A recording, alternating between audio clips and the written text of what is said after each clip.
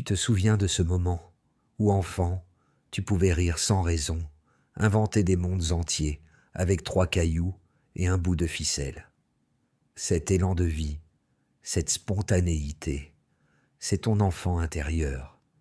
Mais avec le temps, 3 ombres se sont dressées sur son chemin, le parent critique, le juge impitoyable et le protecteur rigide. Ces 3 figures intérieures étouffent souvent ta joie, ta créativité et ton authenticité.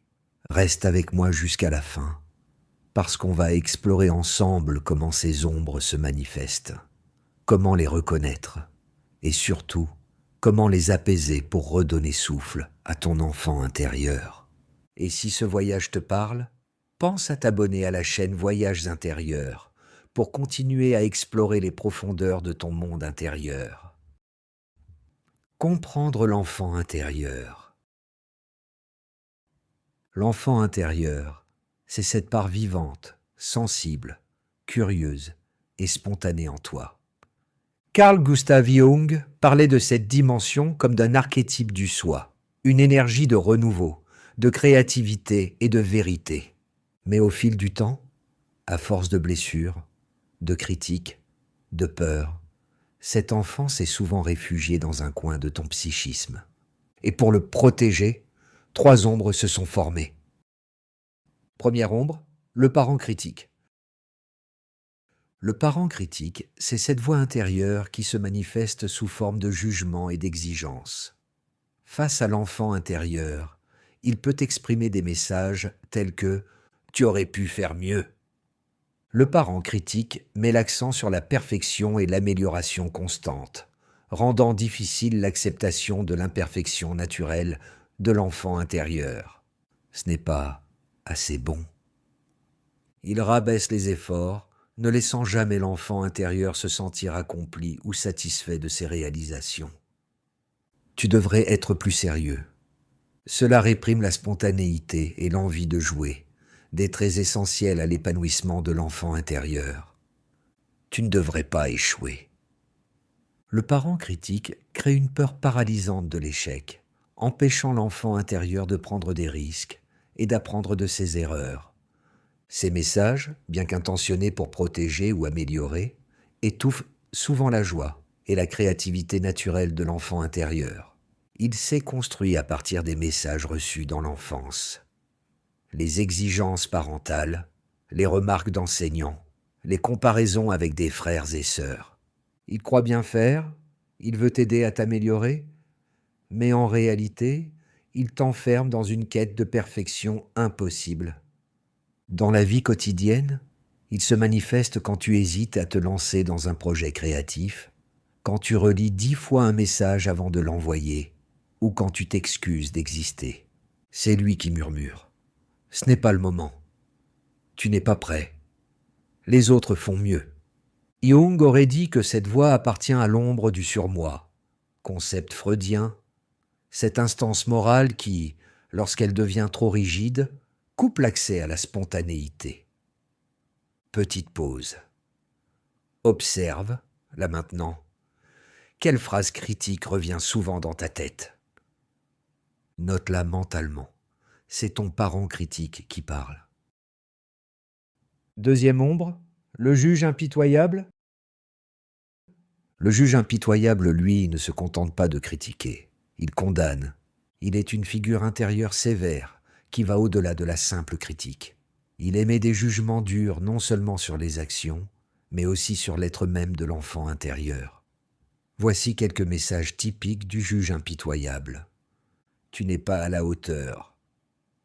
Il instaure un sentiment de dévalorisation permanente, où peu importe ce que l'enfant intérieur accomplit, cela n'est jamais suffisant. Tu es une déception. Ce message suscite la honte et l'impression que l'enfant intérieur n'est pas digne d'amour ou d'acceptation. Tu n'as pas le droit d'échouer. Il impose une pression immense, rendant chaque erreur ou échec insupportable et inacceptable. Tu ne mérites pas d'être heureux. C'est un message qui crée une barrière émotionnelle, empêchant l'enfant intérieur de ressentir la joie et le contentement. Ces messages du juge impitoyable sont souvent hérités d'environnements où l'amour était conditionnel. Ils peuvent se manifester dans la vie quotidienne à travers une comparaison constante avec les autres, des sentiments de honte après un échec ou l'autosabotage avant même d'entreprendre une tâche.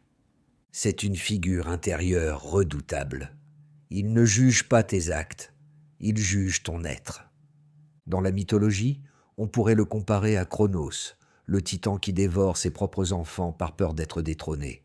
Le juge impitoyable dévore ton enfant intérieur avant même qu'il puisse s'exprimer. Jung disait que le travail d'individuation consiste à intégrer ces figures intérieures plutôt qu'à les combattre. Alors, au lieu de fuir ton juge, apprends à le regarder dans les yeux et à lui dire « Je comprends que tu as essayé de me protéger en me poussant à être meilleur, mais je mérite d'être aimé et accepté pour qui je suis, avec mes forces et mes faiblesses. Les erreurs font partie de l'apprentissage, et je choisis d'apprendre et de grandir à partir d'elles. Je suis digne de bonheur et de joie, tout comme je suis. » En lui parlant ainsi, l'enfant intérieur reconnaît les bonnes intentions du juge impitoyable, tout en affirmant son droit à l'amour inconditionnel et à l'acceptation de soi. Cela ouvre la voie à l'apaisement et à la réconciliation intérieure. Troisième ombre, le protecteur rigide. Le protecteur rigide est celui qui veille en permanence, toujours sur le qui-vive, pour éviter toute souffrance. Il dit à l'enfant intérieur « Ne prends pas de risques, tu pourrais être blessé. » Cela freine l'enfant intérieur dans son élan de découverte et d'expérimentation. Ne montre pas tes émotions, elles te rendent vulnérable. En masquant les émotions, il empêche l'enfant intérieur de s'exprimer véritablement et de se connecter aux autres. Reste dans ta zone de confort, c'est plus sûr ici.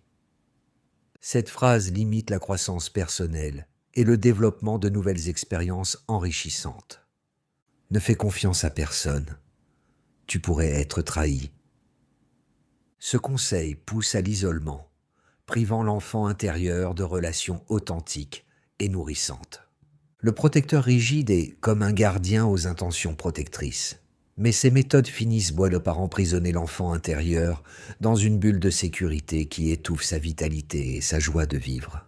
Pour libérer l'enfant intérieur, il est essentiel d'apprendre à équilibrer la protection et l'ouverture aux nouvelles expériences. Il est né d'une peur, celle d'être blessé à nouveau.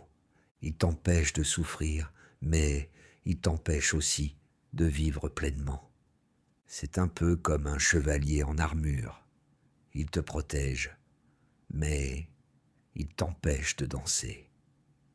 Et ton enfant intérieur, lui, a besoin de danser, de rire, de tomber, de se relever. Dans la vie quotidienne, le protecteur rigide se manifeste quand tu refuses une opportunité par peur du regard des autres, quand tu caches tes émotions ou quand tu restes dans ta zone de confort. Exercice de libération. Rencontrer ton enfant intérieur. Ferme les yeux un instant. Respire profondément. Imagine-toi dans un lieu sûr, un endroit où tu te sens bien. Devant toi, ton enfant intérieur apparaît. Observe son visage, son regard, son énergie. Dis-lui simplement ces quelques mots simples et puissants. Je t'aime tel que tu es, avec toutes tes qualités et tes imperfections. Tu es en sécurité avec moi et je suis là pour te protéger. Tu peux exprimer librement tes émotions et tes envies. Je suis là pour écouter. Tu es précieux et important et ta joie est essentielle pour moi.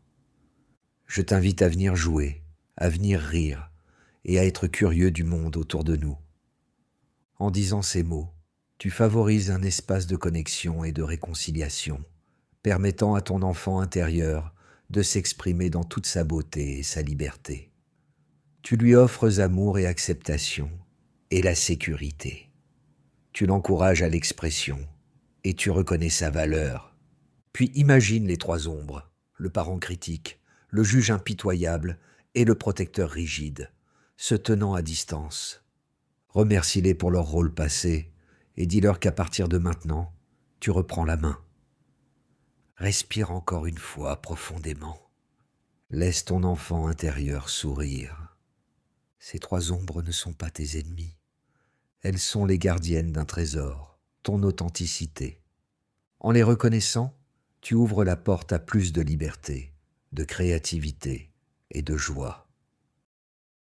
Si cette vidéo a résonné pour toi, partage ton expérience dans les commentaires. Chaque commentaire nourrit la communauté. Et si ce n'est pas encore fait, abonne-toi pour continuer ce voyage au cœur de toi-même.